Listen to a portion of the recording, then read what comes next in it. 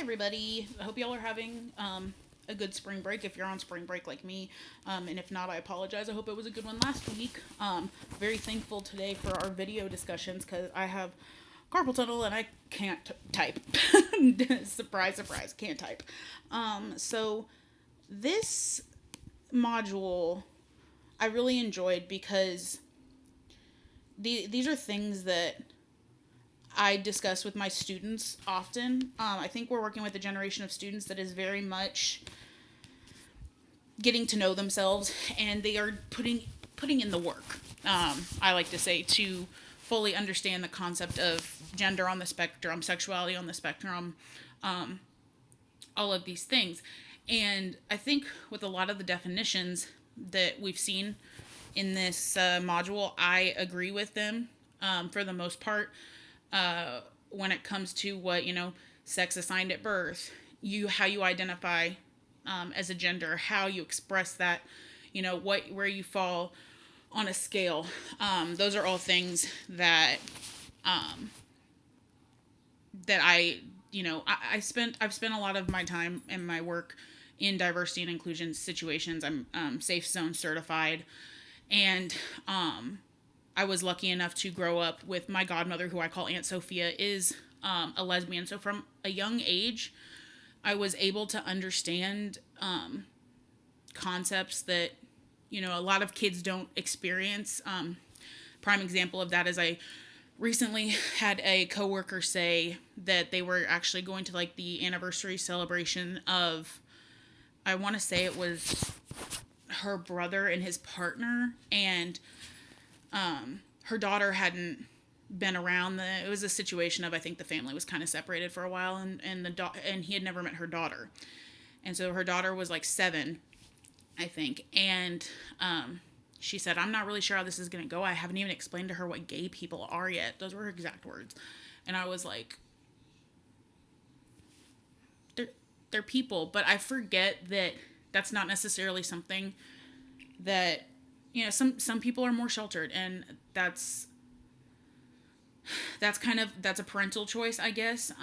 It's hard for me to kind of understand just because of the way I was raised, but I grew up with a lot of the language that we talked about when it comes to like queer, cisgender, misogyny, patriarchy.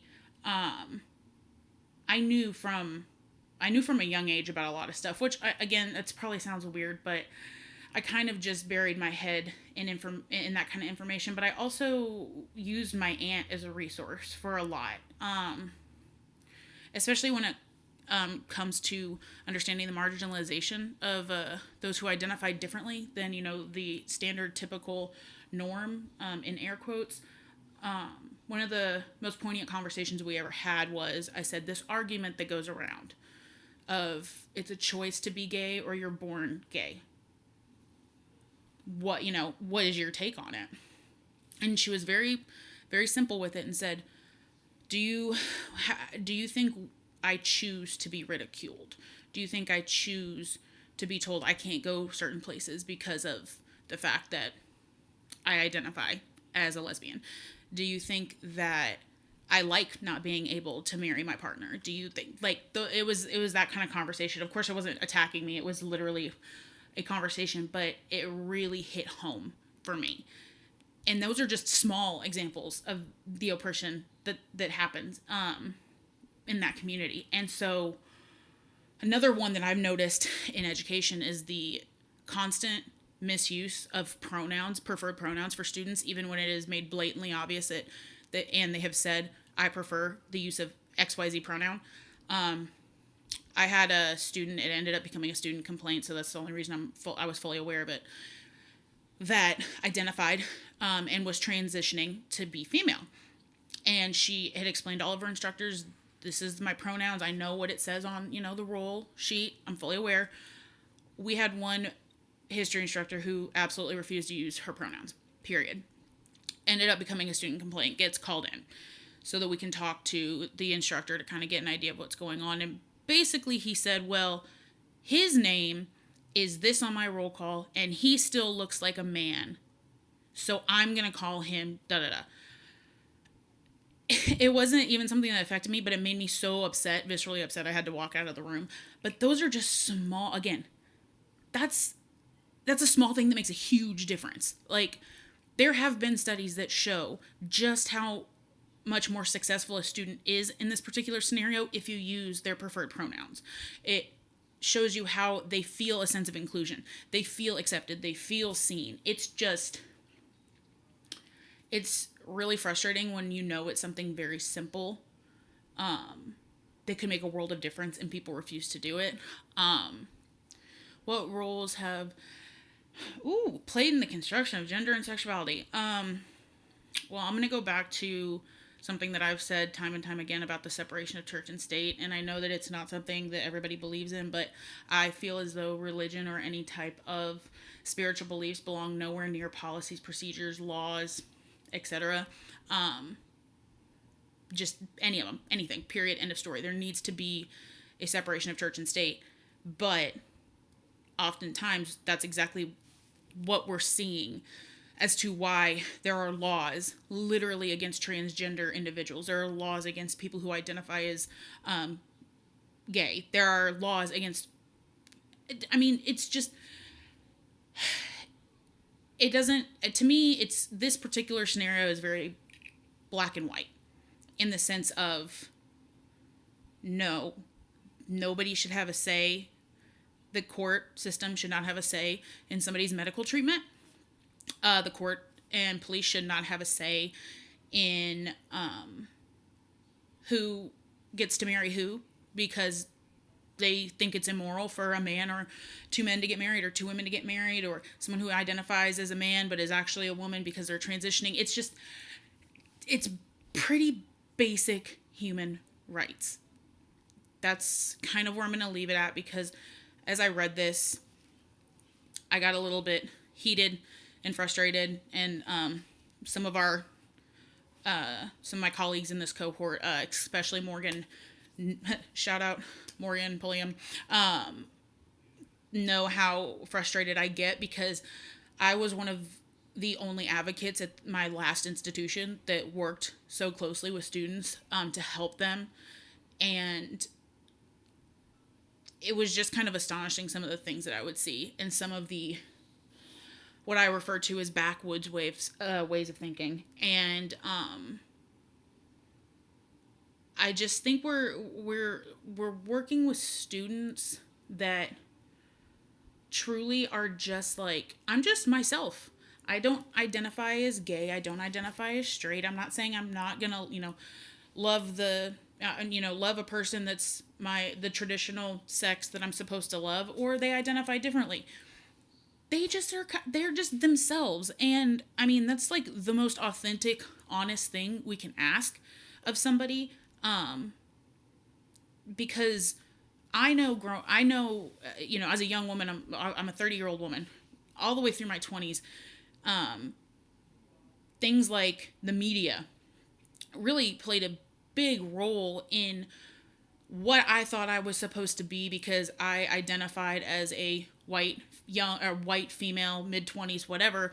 So you have this idea of this was the ideal thing, because they were on magazine covers.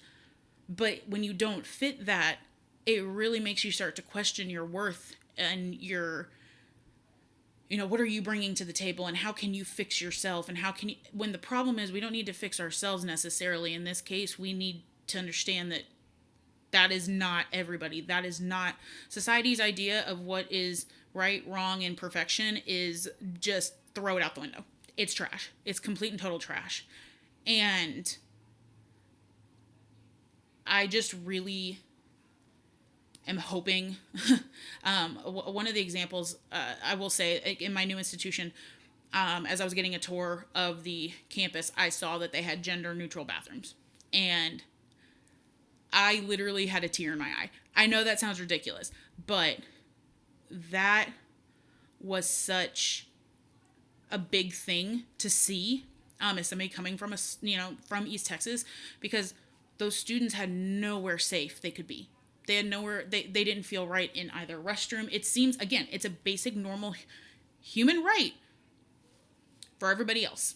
Why can't we make it to where everybody else is comfortable. Everybody is comfortable. And that kind of leads me into some of the readings that we had. The one, an exploration of trans kinship as a strategy for student success. I really liked this particular article because it talked about obviously success and a sense of belonging, which we all know is very important for students in order to have any level of success. But the ways that they talked about like material domains, and having those like face to face physical, groups and whatnot, for students to work together. Also virtual domains, and then affective domains. And I just really like the idea of that being implemented because students do, especially in this case, students need that community, that network, that sense of, I'm not, I can talk, I'm not afraid, I'm able to express my opinion. And one of the last things I'll talk about, because I know I'm going to ramble and go over, is when we were reading about, the end of man and the end of masculinity and framing terminology and whatnot. If y'all have the time, which I know everybody has so much time, Justin Baldoni did a TED Talk about he actually has a book called Man Enough, and that actually deep dives into society's critiques and ideas of what is supposed to be manly and masculine and da-da-da. But he also has a TED Talk. I believe he might have two, but that is very insightful when it comes to this concept, because we do have this societal just built up concept of what's manly and what's female and what's all of these things. And he kind of just helps us to knock those walls down and really think. So anyways, that was my thoughts for this week. And I cannot wait to hear from everybody else. Bye.